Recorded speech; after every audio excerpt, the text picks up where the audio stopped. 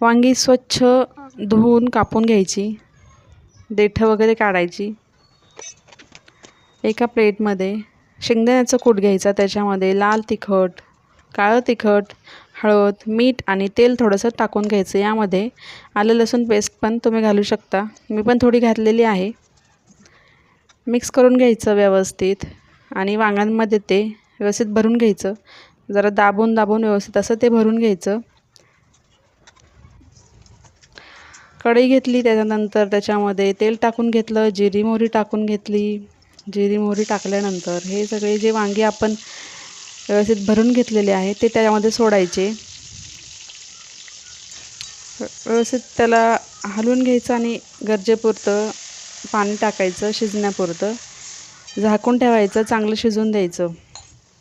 आपलं मस्तपैकी असं भरलेलं वांगं तयार होतं। चला तर मंडळी, पटकन सबस्क्राईब